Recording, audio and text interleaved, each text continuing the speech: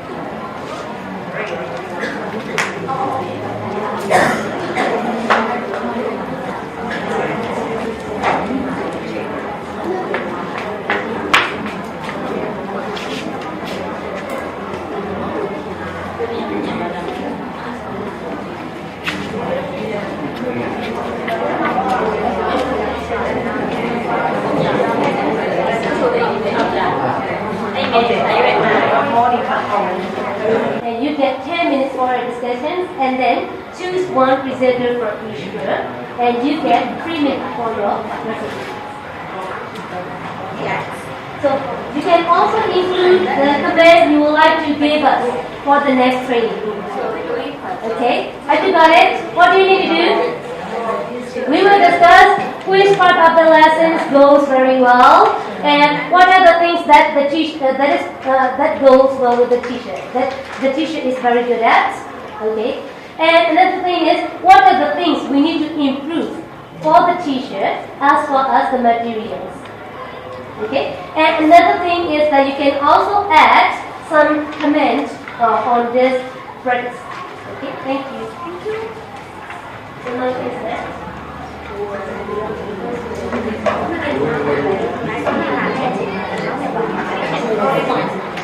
Those were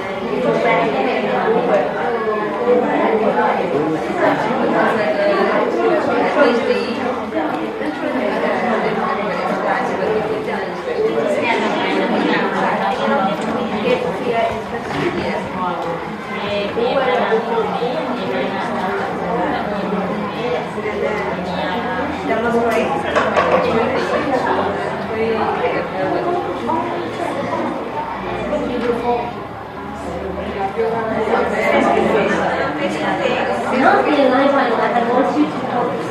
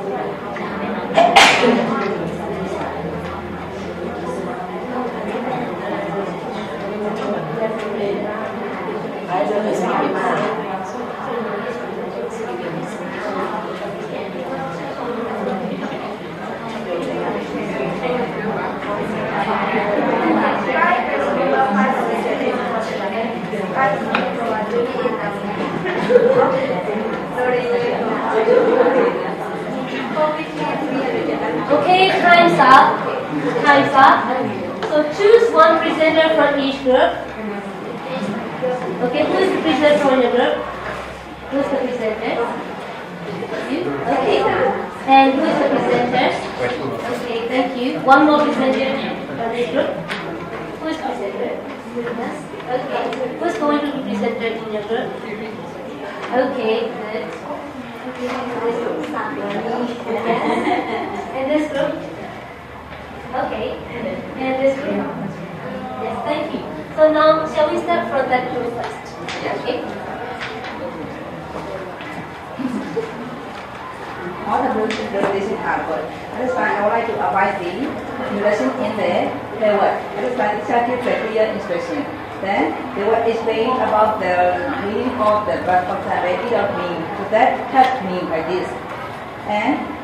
in this lesson, it involves a lot of vocabulary. All the vocabulary are suitable for this week because they will be familiar all of this vocabulary in their primary level. So they can learn easily all of this vocabulary. For that, I would like to advise the two things: listen and complete the dialogue with the food item. At this time, the teacher demonstrates with the viewer. At this time, they will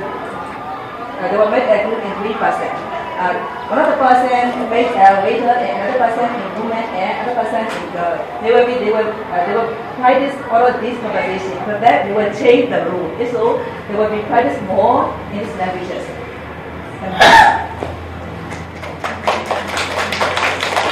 Another group, please.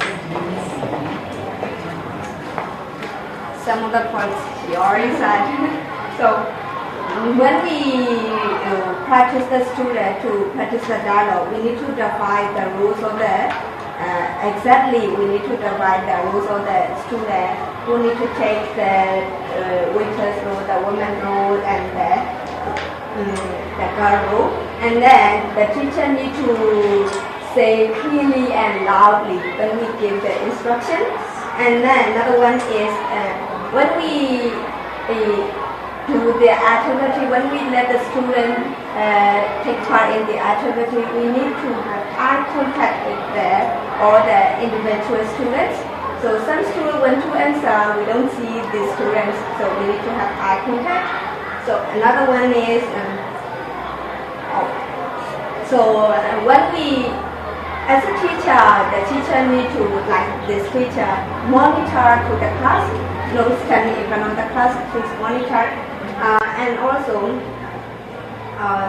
the student, for the students, some students are weak in pronunciation, and also how to say the questions and the sentences. We need to give some pronunciation guidance to the students. So these are, we need to bear in mind in our mind. So another one is, all the teachers give the clear instruction and demonstrate the power work and discuss each other. So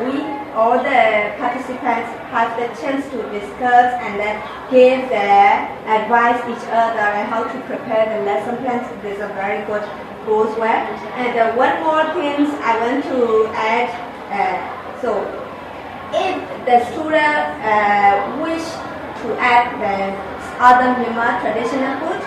they can add in the dialogue. So for example, they want to have mohinga, so not in the menu, so they can add. So mohinga, anything else. So thank you. Yes.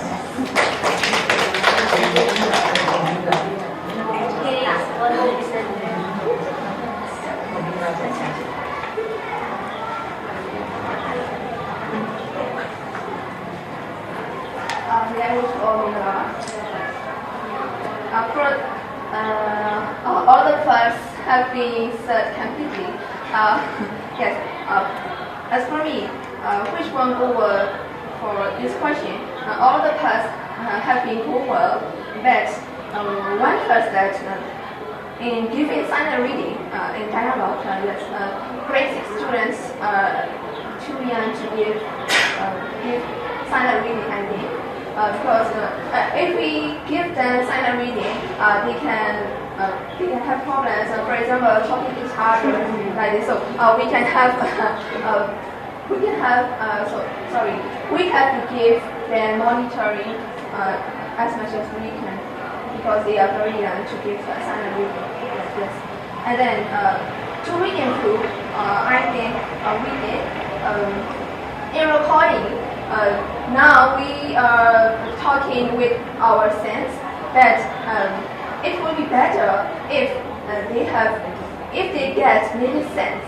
Yes, when we give them dialogue listening. Yes, thank you.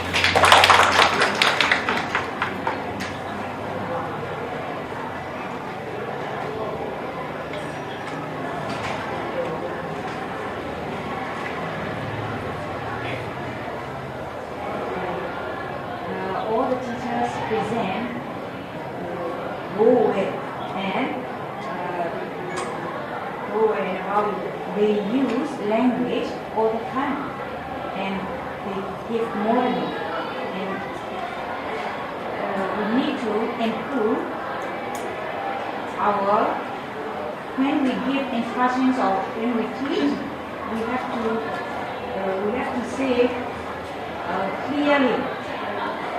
and our pronunciation is very need to clear and very clearly and our pronunciation need to clear. Okay. And then we have to when we need to know the answer we should say the students to hands up and we need to define the rules when we present to the students. And when we go in real situation, we need to use recording. When we use recording, we need to recording play the recording more times. I think. Yes.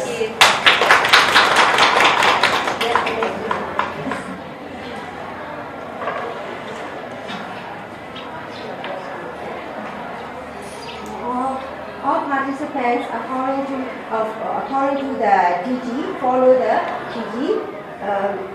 Here, one confused point. Teacher demonstrates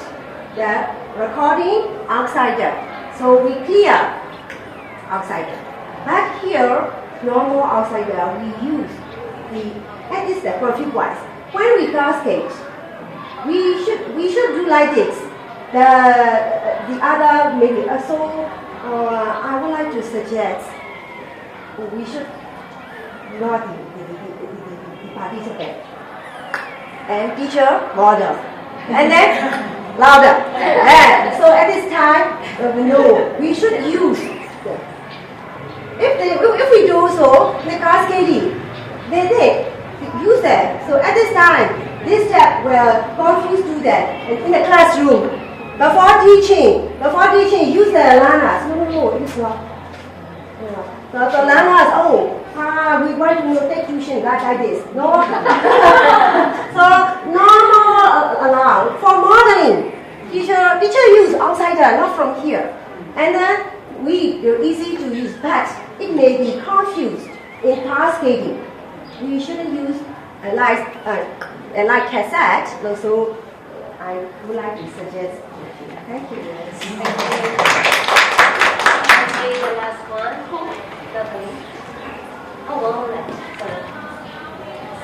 All the suggestion is complete fantasy and we move forward. But now I would like to say the points need to be included. First points need to plan, lesson plan according to the teacher guides, and then need to speak loudly so that the student can hear from the back, can clearly. And then you need to change the rule, speaking dialogue within the group. That's all. Thank you. Okay,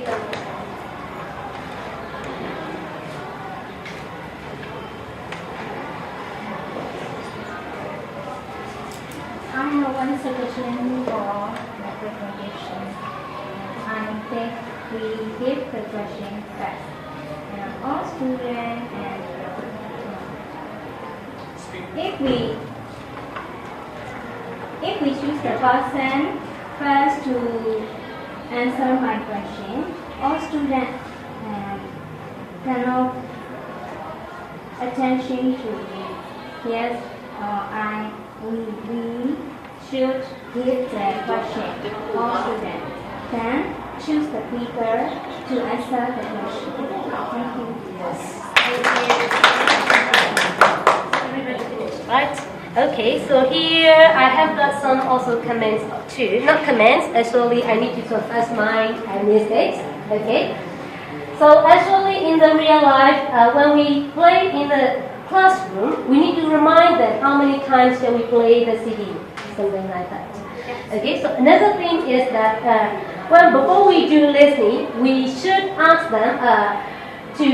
give attentions, and then when I ask you to read the dialogues, actually that is maybe silent reading, but my intention is before we do listening,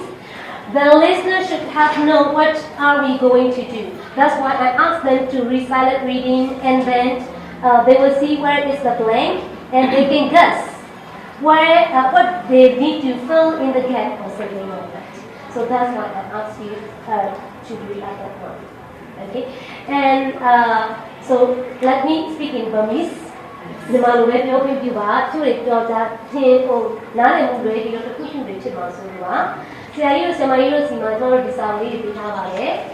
ဒီစာလေးတွေပြထားတဲ့ထဲမှာရှေ့စာမျက်နှာရဲ့ပုံပါပေါ့နော်ရှေ့ဆုံးမှာပဲကျွန်တော်တို့အင်္ဂလိပ်စာဘာသာရဲ့အနေနဲ့ပြထားတဲ့ဟာမျိုးရှိပါတယ်နောက်ပိုင်းမှာဆိုလို့ရှိရင် music နဲ့ပတ်သက်ပြီးတော့ပြထားတာလေးရှိပါတယ်အဲ့ဒီဟာလေးကိုသိသိခက်ကြည့်ပါဦးနော်အဲ့တော့အင်္ဂလိပ်စာနဲ့ပတ်သက်ပြီးတော့ကျွန်မကဟိုတာဝန်ယူပြီးတော့ရေးရတာဆိုတော့ကိုတက်နိုင်တော်လေးတော့ရေးထားပါတယ်ဒါပေမဲ့လည်းဆရာကြီးတို့ဆရာမကြီးတို့အနေနဲ့ဒီထက်ပိုပြီးမြင်တဲ့အားလည်းရှိပါမယ်နောက်တစ်ချက်ကကျွန်မရဲ့အားနည်းချက်ကကျွန်မစတင်ကြတဲ့အခုချိန်ကြီးကျွန်မတင်လာတဲ့သင်တန်းတိုင်းကျွန်မတင်လာတဲ့သင်တန်းရဲ့ English လိုပဲသင်ရတာဖြစ်တဲ့အတွက်ကြောင့်ကျွန်မမြန်မာကအားနည်းပါပဲအဲ့တော့တချို့ terminology လေးကျွန်မမသိပါဘူးကျွန်တော်ဒီစင်းတဲ့သူတွေအများကြီးသိတာပေါ့နော်ကျွန်မမှာအဲ့ lesson plan ဆိုတဲ့ဟာကိုသင်ကြားမှုပုံစံတွေလို့ခေါ်တာသိတာတစ်နှစ်တည်းရှိပါတယ်လို့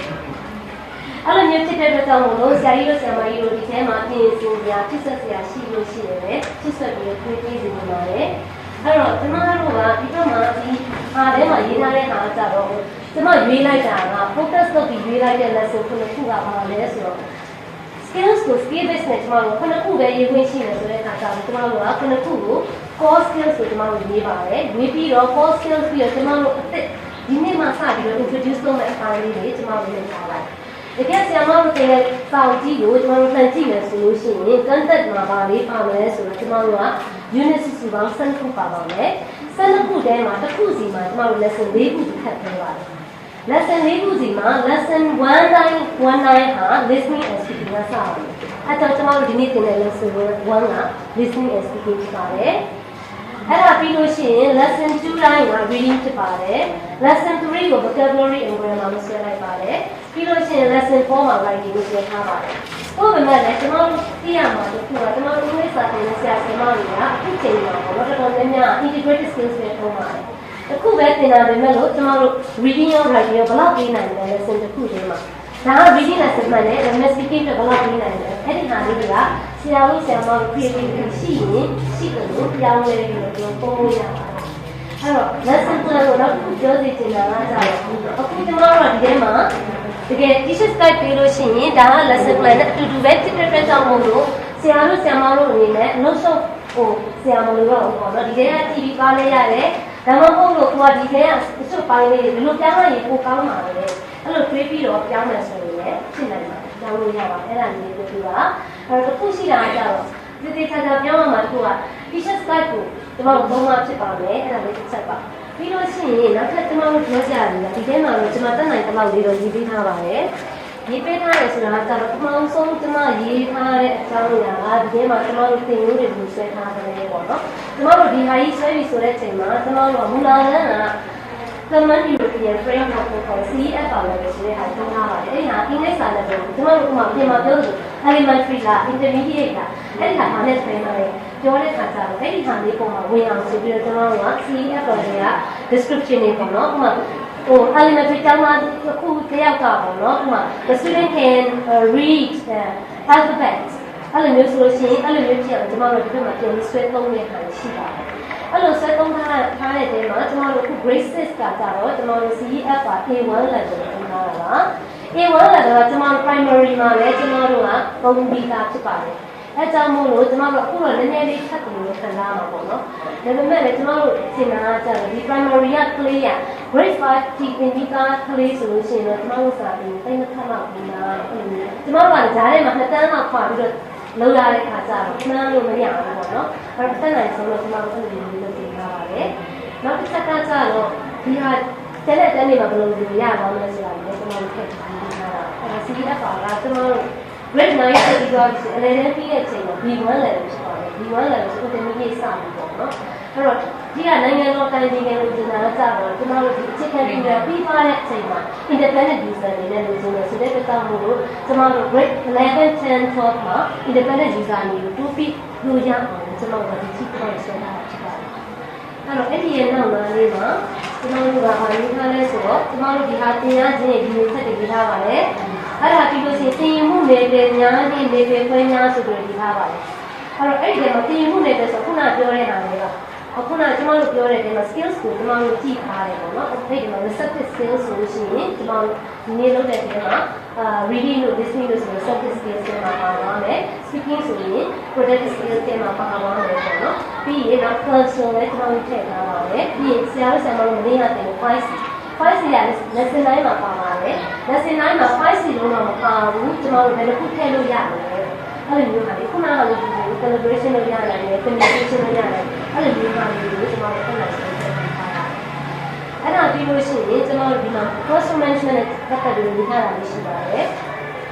်အဲ့ဒီထဲမှာကျွန်တော်တို့ဒီကပြောချင်တဲ့အကြောင်းအရာကဒီကိုကျွန်တော်တို့သင်ခန်းစာစာသင်ခန်းတွေမှာကျွန်တော်တို့သင်တဲ့ချိန်မှာ teacher center နဲ့သင်တာများတာဖြစ်တဲ့ကြောင့်ဆရာမကရှေ့ဆုံးမှာပဲရက်ပြီးသင်တာလည်းဖြစ်နေရှေ့ဆုံးမှာပဲခိုင်ပြီးသင်တာဖြစ်ရင်လည်းဖြစ်ပါမယ်ဒါပေမဲ့ခုကျွန်တော်တို့သင်တဲ့သင်နည်းစနစ်မှာတော့အဲ့လိုမျိုးရက်ပြီးသင်လို့ဖြစ်ပါဘူးကျွန်တော်တစ်ခါလုံးကိုထိုက်ပြီးကြည့်ရပါတယ်ဘယ်သူကအလုပ်လုပ်နေလဲသူကစကားများနေတယ်သူကဘာလုပ်နေလဲဒီကတကယ်လုပ်နိုင်တာရဖို့ရတယ်ပေါ့နော်အဲ့ဆရာတို့ဆရာမတို့နေတယ်လည်းတကယ်ညီမဘောမှာကြာတယ်တော့90ရှိတယ်ရှိတဲ့တန်းတွေရှိတဲ့အခါကျတော့နည်းနည်းလေးတော့ပို့ပြီးတော့ဖတ်တဲ့အချိန်မျိုးတွေလည်းရှိတယ်ပေါ့နော်အဲ့ဆရာတို့ဆရာမတို့သင်ပေးတဲ့အချိန်မှာအဲ့လိုမျိုးဆိုရင်တော့ဘယ်လိုဖြစ်ရှင်းလဲဆိုတဲ့ဟာမျိုးတော့သူတို့ကြိုပြီးအစဉ်းစားပြင်နေရတယ်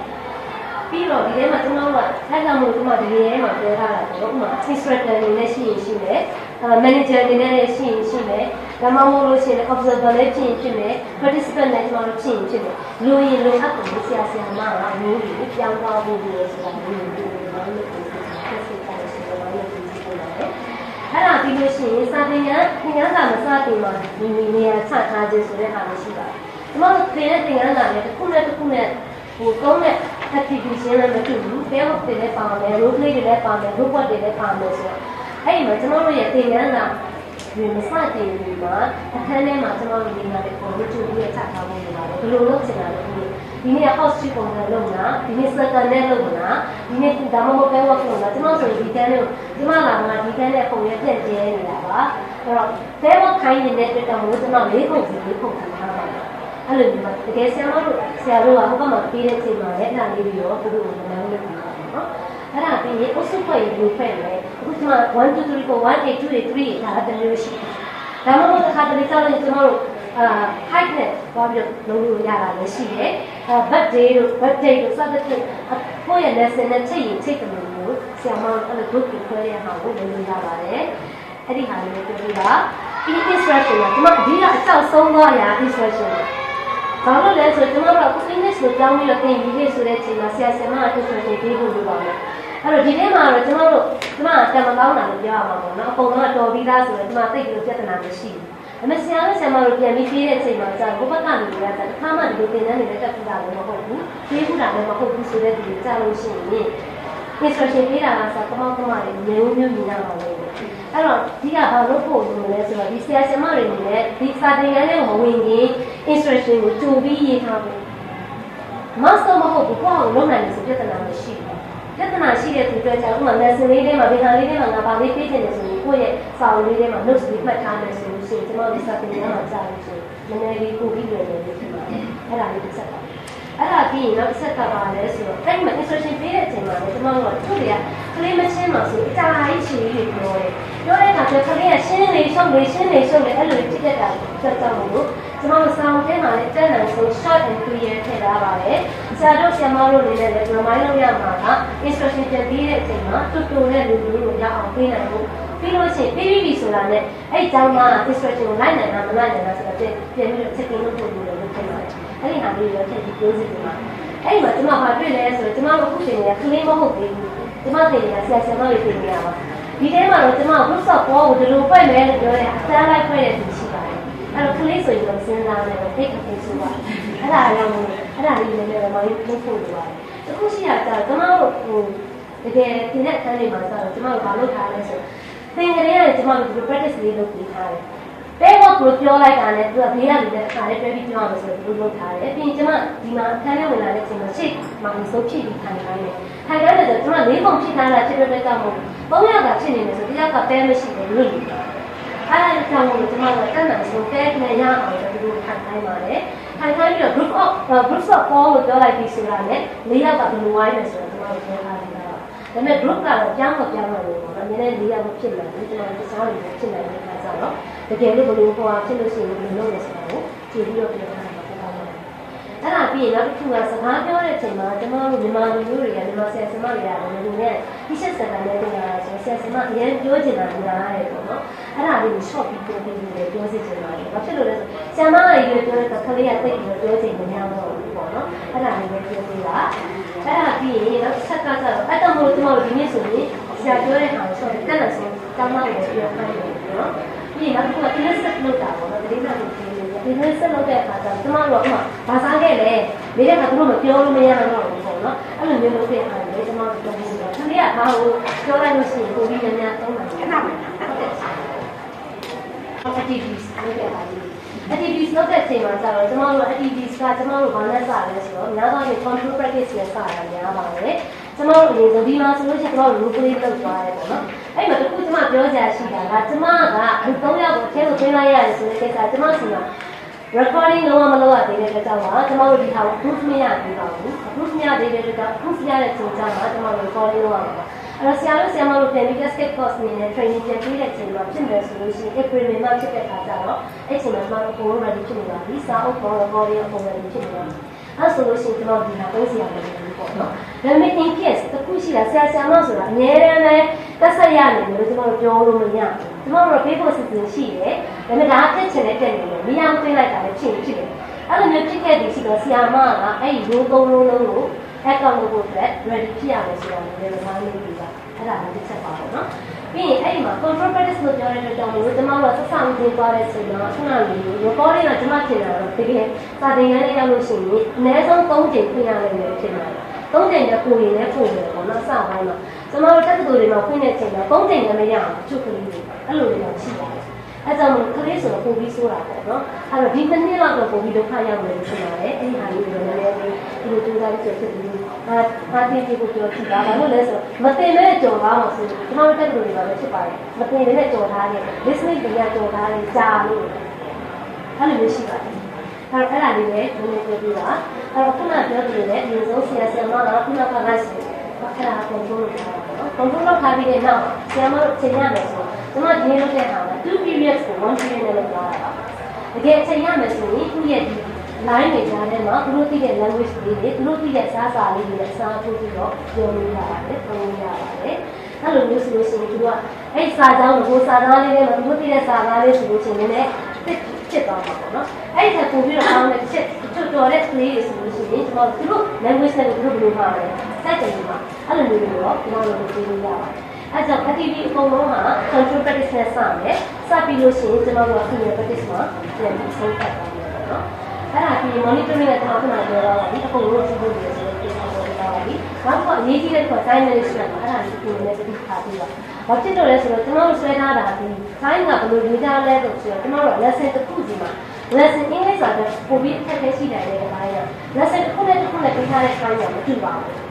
းကျွန်တော်တို့ဆွဲထားတာဒီ lesson 1919ဒီ4 period ရှိပါတယ် lesson 2ဒီ4 period ရှိပါတယ်3နဲ့4မှာဆို3 period ဖြစ်သွားတာဖြစ်တဲ့အတွက်ကြောင့်အဲ့ဆရာဆရာမ teacher site ကိုကြည့်နေတာပြနေတယ်ဆိုတော့ခါရောက်နေလို့ရှိပါတယ်အဲ့ဒီပေးထားတဲ့4 period မှာကိုကြောင်းသားအမြန်လို့ကိုပါလေးလုပ်ချင်တယ်ဆိုလို့ရှိရင်လည်းအချိန်က adjust လုပ်လို့ရပါတယ်ဒါမှမဟုတ်ရင်တခြားဟာလည်းရှိနေပေါ့နော်အဲ့တော့ကျွန်တော်တို့ catch up time မှာတော့ထည့်ပေးထားတယ်သို့ပေမဲ့လည်းဒီဆရာဆရာမတွေကဟို lesson တစ်ခုအတွက်4 period ရတယ်ဆိုရင်4 period ကိုကျွန်တော်တို့ပေးထားတဲ့ lesson ချက်ထားတဲ့အတိုင်းမဟုတ်ဘူးကိုယ်ဆိုရင်ဒီနားလေးမှာချက်လိုက်လို့ရတယ်ဆိုရင်ကိုယ့်ဟာကိုနေချက်ချင်ပြီးတော့ချက်ပြီးရပါတယ်အဲ့တော့အချိန်ကိုအတိအကျလိုက်နာအောင်လည်းအောင်စူးစမ်းပြီးဟိုတိုက်တွန်းပေးတာဘာဖြစ်လို့လဲဆိုတော့အချိန်မလောက်ဘူးဆိုရင်တော့ဘယ်မှာဟဲ့တက်လို့လည်းမပြူစားရင်အများကြီးပဲဖြစ်မှာရှိတယ်အဲ့ဒါပြီးရင်နောက်ဆုံးကျတော့